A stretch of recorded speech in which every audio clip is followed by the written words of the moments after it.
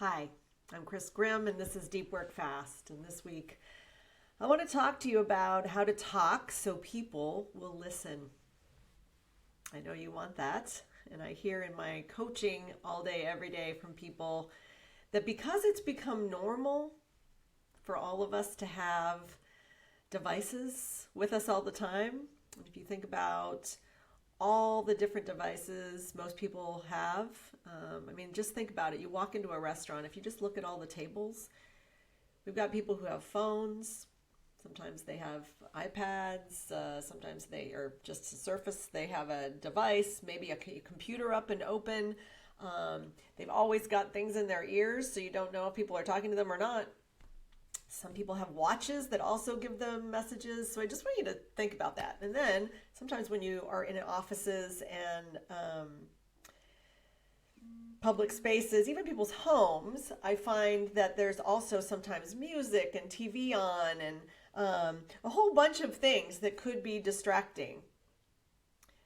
Not to mention other people and other things going on. So we have normalized environments full of distraction. We've also normalized the need to check in with things all the time and have notifications, push notifications, right? Everybody needs to know all the time.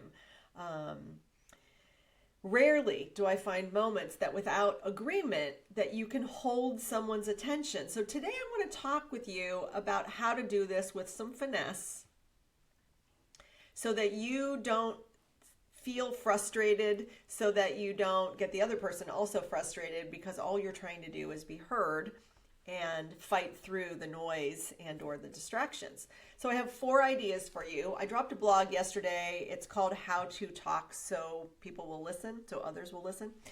That's a short read. You can find that on our website, avvbi.me. You can also find a link to it in this video so that you can get to it easy. It's about a 2-minute read. But what I thought I would do in this video is give you some ideas in a little bit more depth in the way I coach people around this topic, right? How to talk so people will listen. I've got 4 things for you. The first thing is preparing before you have the conversation. Because everyone is very distracted, your conversation, if you want it to matter, if you want a call to action, right? You need the person to do something. Or you want to make a decision with that person. And this could be someone in your home or it could be someone in business. But if this conversation is going to matter and you want the results that you want, you need to prepare in advance. There's no more room for our conversations that are important to be what I call the dress rehearsal.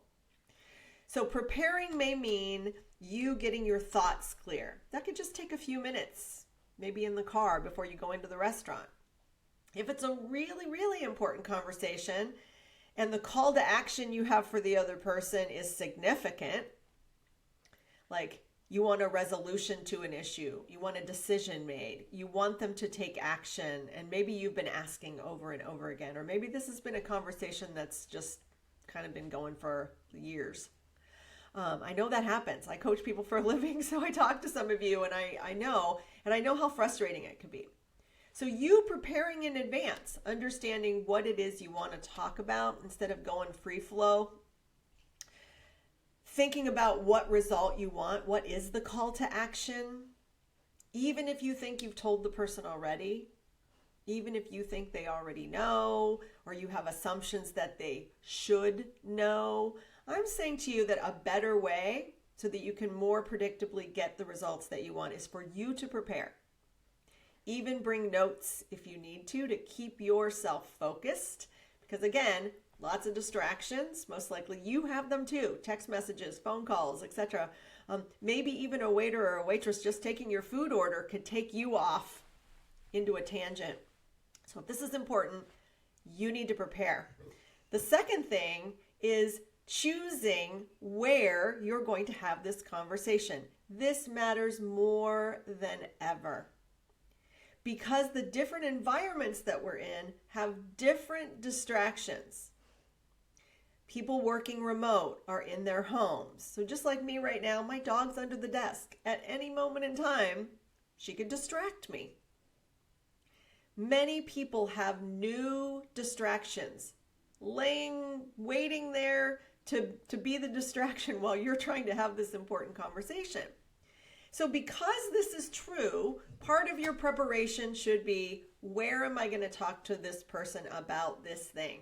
If it's important, and even if it might be something mundane and you believe it's a part of their job, or like I said before, they should know, I want you to wipe away all that thinking, and I want you to be better than that.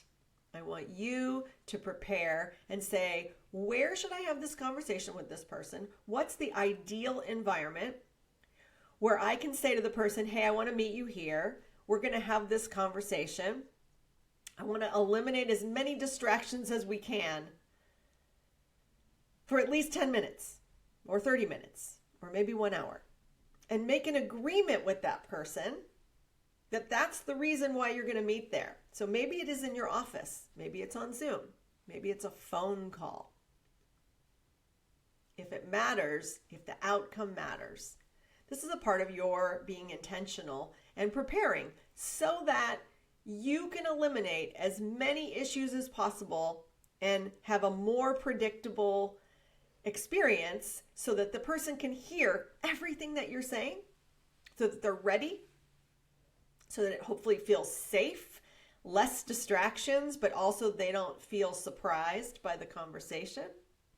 That preparation, that invitation, most likely is going to get you better results. The third thing is that if a person gets distracted during the conversation, which you and I both know it happens all the time, most likely it's going to happen. Something's going to happen. A text message, a phone call. Like I said, the waiter or waitress just coming back and forth. Are you okay? Do you need more water? Do you need more coffee?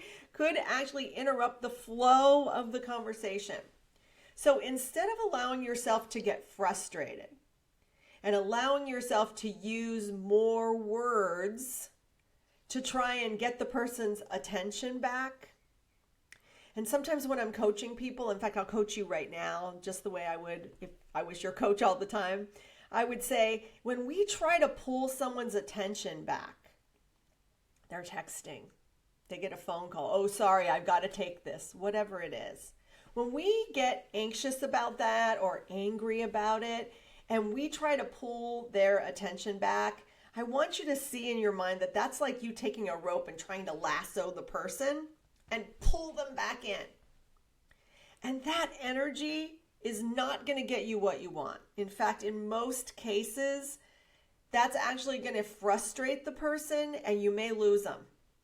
You may lose them mentally. They might come back to the table and finish lunch and try to get back in the conversation with you, but it's probably not what you wanted. It's not their full attention. And it might upset them more. I know that when I get impatient and try to get someone's attention, or when people do it to me, it makes me flustered. And then I can't fully get back to the mode of giving them my full attention. Each person has their own version of this. So let me give you a solution that really works well, but it might not be intuitive to you. And that is to pause, be neutral, say nothing, wait till they're ready. I find that the silent pause, without being angry, without being mad, the reason I'm doing this with my hand is that the expression on your face matters. So I find if I can be neutral, put my shoulders down. You might not know this, by the way, but when you're tense and your face is showing that you're tense, even though you might be pretending like you're not. Oh, it's fine. Your face tenses up. Your shoulders go up. So when you pause, like if a person needs to answer a text, needs to take a call, might step away from the table. If you're in their office, maybe they get distracted and they can't give you their full attention. They're looking at their phone. Stop talking. Just pause. Stay neutral. in your head, think, I can relax. They're going to come back to me in a second. It's okay. Lower your shoulders, relax your body in the chair, and just wait. Then, when they're ready, most likely because you're not trying to fight for their attention, they're going to be able to come back and fully give you your attention. Sometimes, most people actually will say, oh my God, I'm really sorry. I didn't mean for that to happen. And they may actually do something so it doesn't happen again. Like they'll turn their phone over. Or they'll say, sorry, I had to take care of that, but whatever it is, right? They will come back with a new respect for your time and the topic because you didn't chase them or try to lasso them back. I realize for most people, this is not a normal way of handling things. But I will tell you, as a person who coaches people, which means I have a lot of 1 hour time with people in the middle of their day.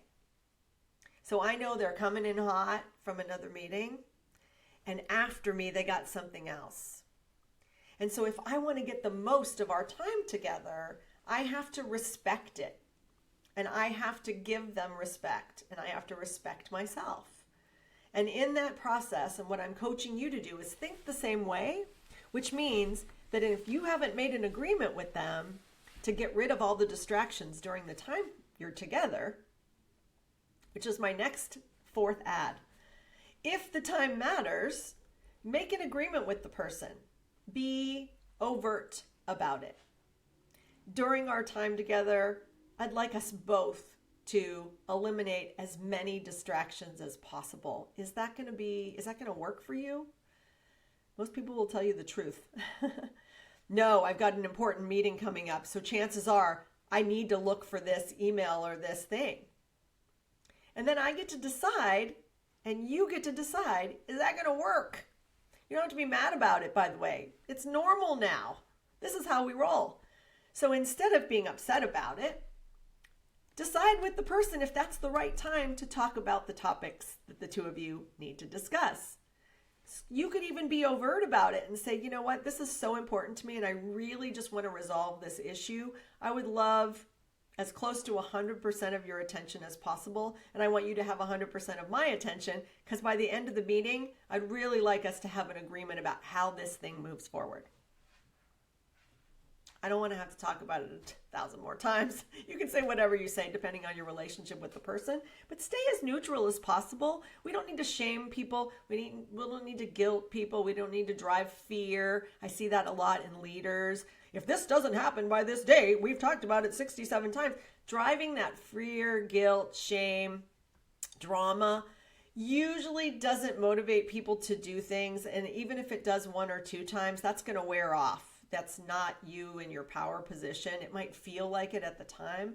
That's not the best way to invite someone to listen to you and then take action. So I've given you a lot to think about today. I hope you try the 4 things that I've just outlined. I know they work. You will see that they work. It does take some intentionality and discipline on your part. So thank you for joining me. This is Deep Work Fast. I do one of these every week. I hope you enjoy these episodes. My goal is to bring as much deep work so that when you're ready, it's there for you to do it quickly. And these sound bites, if you will, these gold nuggets, I call them, are always 20 minutes or less. And it is coaching that a lot of people have been investing in for years. But I decided to do it this way because I know a lot of people may never have access to executive coaching at this level. I hope you take these. I hope you read the blog, and I will see you next week on Deep Work Fast.